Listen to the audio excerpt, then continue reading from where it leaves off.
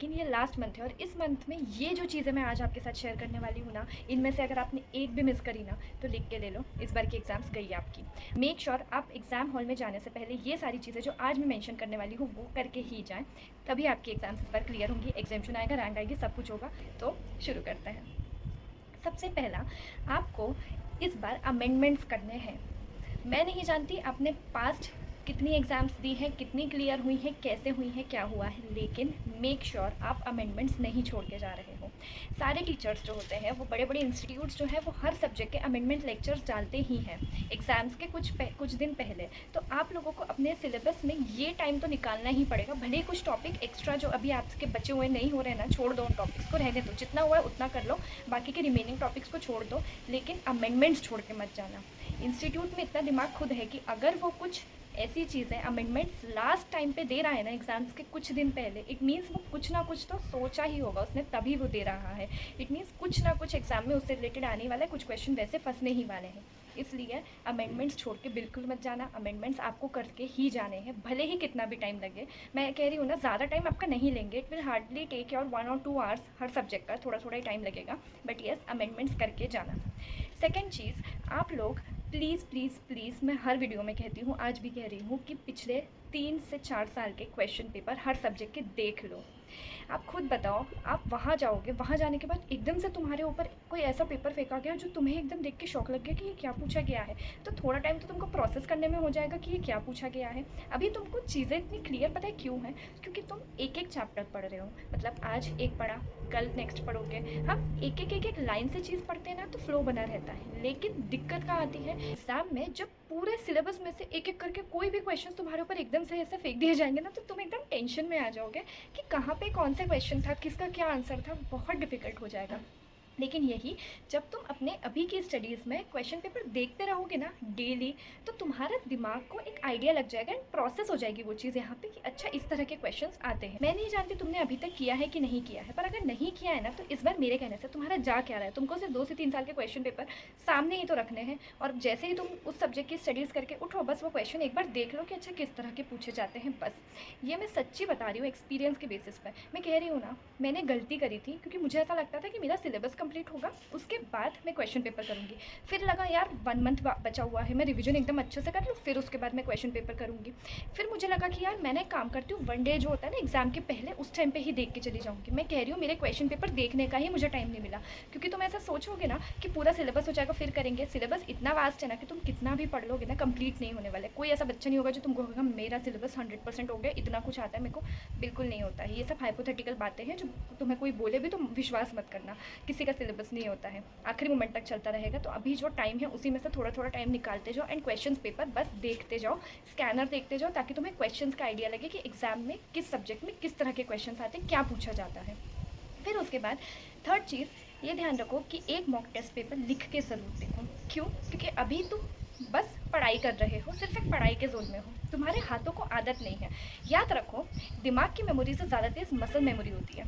मैंने आप लोगों को पुरानी वीडियोज़ में बताया भी है कि मैं स्क्रिबल इसलिए करती जाती थी, लिखते इसलिए जाती थी, क्योंकि मसल मेमोरी थोड़ी सी हमारी फास्ट होती है।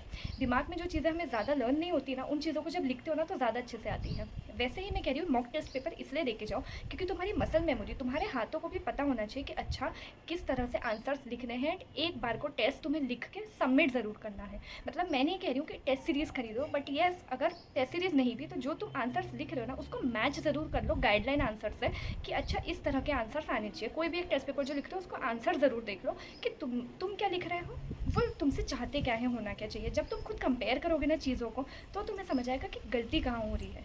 बेटर होता है ना कि मेन हमारी जो एग्ज़ाम है वहाँ पे गलती करके और फिर एक अटेम्प्ट वेस्ट करने से बेटर है कि अभी एक टेस्ट पेपर लिख लो। तो मैं नहीं कह रही हूँ कि 2-2 3-3 टेस्ट पेपर लिखो, बट येस मिनिमम एक टेस्ट पेपर एग्ज़ाम से पहले लिख के ज़रूर जाओ। फिर उसके बाद फोर्थ पॉइंट जो कि मैं अपनी हर वीडियो में बताती हूँ, जो कि है इंडेक्स।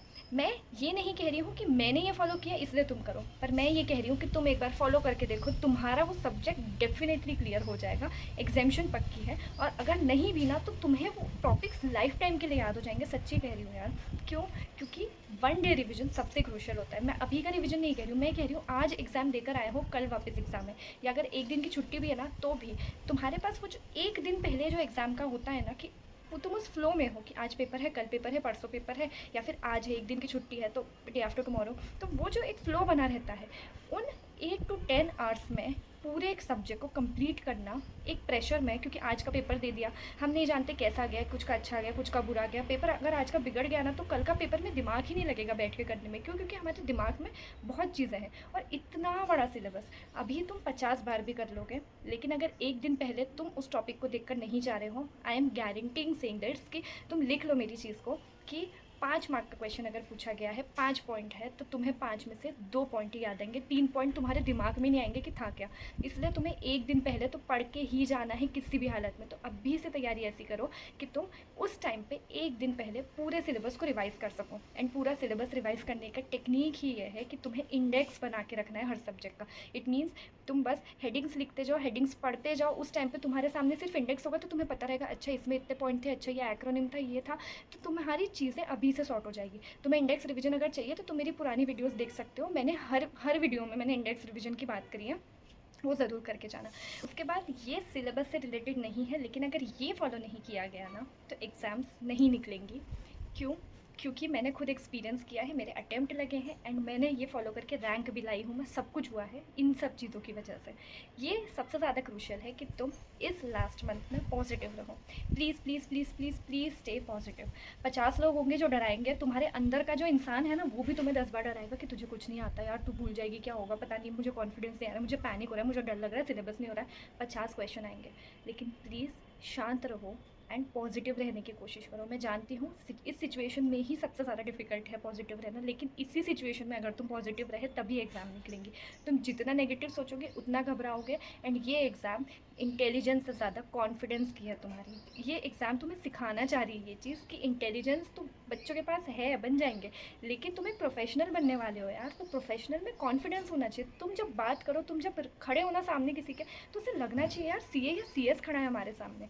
तो तुम्हारा कॉन्फिडेंस मैटर करेगा। इसीलिए तो वो तुम्हें छुट्टियाँ नहीं दे रहे हैं, इसीलिए वो तुम्हें कम टाइम दे रहे हैं सिलेबस रिवाइज करने का, कि इतने कम टाइम में तुम करके देखो कि तुम कितना कॉन्फिडेंस है, कितने तुम समझदार हो, किस तरह से तुम चीज़ों को हैंडल कर सकते हो, तुम्हारे अंदर एबिलिटी है कि नहीं, कि तुम वो डिग्निटी तुम्हें दी जाए, तुम्हें वो डेजिग्नेशन दिया जाए। इसीलिए मैं कह रही हूँ कि तुम्हें पॉजिटिव रहना है। ये लास्ट मंथ में तुम अगर पॉजिटिव रहोगे तो ऑटोमेटिकली तुम जितना पढ़ा है ना वो सब याद रहेगा एंड एग्जाम्स बहुत अच्छी जाएंगी। इसीलिए बस पॉजिटिव सोचो, पॉजिटिव रहो। नेगेटिव दिमाग में आ भी रहा है, घबराहट हो भी रही है, डर लग रहा है, पैनिक हो रहा है, तो भी बस खुद को यही करो, कोई बात नहीं, इट्स ओके, मैं कर लूँगी इस बार। 50 बार जब तुम किसी बच्चे को भी सिखाते हो ना, तो बच्चा भी सीख जाता है कि नहीं यार ठीक है, कुछ समझदार है तभी बोल रहे हैं। वैसे ही तुम्हारे माइंड को भी तुम जब 50 बार सेम चीज़ बोलते जाओगे कि मैं कॉन्फिडेंट हूँ, भले ही नहीं हूँ, लेकिन फिर भी मैं कॉन्फिडेंट हूँ, मैं ठीक हूँ, मैं कर लूँगी, मेरी एग्ज़ाम्स अच्छी जाएंगी। जब 50 बार बोलोगे ना, ये भी बच्चा है, ये समझ जाएगा, डेफिनेटली समझेगा, तो उसको भी भरोसा होने लग जाएगा कि हाँ इस बार की एग्ज़ाम्स अच्छी जाएंगी एंड तुम क्लियर हो जाओगे। So please please please stay positive. जितना पॉजिटिव रहोगे उतनी जल्दी एग्ज़ाम्स होगी। एंड मैं कह रही हूँ ना, मेरे अटेम्प्ट से इससे लगे क्योंकि मैं घबराती बहुत थी, मेरा कॉन्फिडेंस बहुत ख़राब था। इस एग्ज़ाम से मैंने ये तो सीख लिया है कि जहाँ तुमने अपने अंदर की चीज़ें बदली ना, ऑटोमेटिकली बाहर की चीज़ें बदलने लग जाएंगी। इसलिए पॉजिटिव रहो। एंड यस, ये याद रखना कि कोई फ़र्क नहीं पड़ता अभी तक कितनी पढ़ाई करी है, इतना पढ़ लिया है, इतना पढ़ा है, कोई फ़र्क नहीं पड़ता है। लेकिन ये लास्ट मंथ में तुम कितना पढ़ाई कर रहे हो एंड लास्ट मंथ को तुम कैसे यूटिलाइज़ कर रहे हो ना, ये 1 मंथ डिसाइड करेगा कि तुम इस बार पास होने वाले हो या फेल होने वाले हो, सीएस बनोगे या नहीं बनोगे। ये सिर्फ ये लास्ट मंथ ही होता है जो हर बच्चे की तकदीर डिसाइड करता है। इसीलिए इस लास्ट मंथ को पूरा, मैं कह रही हूँ, जान लगा दो। ऐसा समझ लो कि मेरी लाइफ खड़ी है सामने, बस अब मुझे करना ही है। इतनी जान लगा दो इसके पीछे, और ये लास्ट मंथ में इतनी मेहनत करो ना कि कोई नहीं छीन पाए तुमसे वो चीज़। ये लास्ट मंथ है और इस मंथ में तुम जितना अपनी पढ़ाई को टाइम दोगे, जितना खुद पे फोकस करोगे, जितना थोड़ा सेल्फिश बन के रहोगे, उतना बेस्ट रहेगा। एंड बस कुछ दिन की है एग्ज़ाम्स, देखना बहुत अच्छी जाएंगी एंड तुम इस बार ज़रूर पास होगे। बस कॉन्फिडेंट रहो, पॉजिटिव रहो एंड याद रखो ये लास्ट मंथ ही है जो है, तो इसमें तो जान लगा दो एकदम। मिलते हैं नेक्स्ट वीडियो में कुछ नई टिप्स, ट्रिक्स, टेक्निक्स के साथ में। एंड यस, एग्ज़ाम को कैसे क्लियर करना है वो सारी चीज़ें मैं आप लोगों के साथ शेयर करूँगी। तब तक के लिए stay connected, subscribe to the channel and all the best.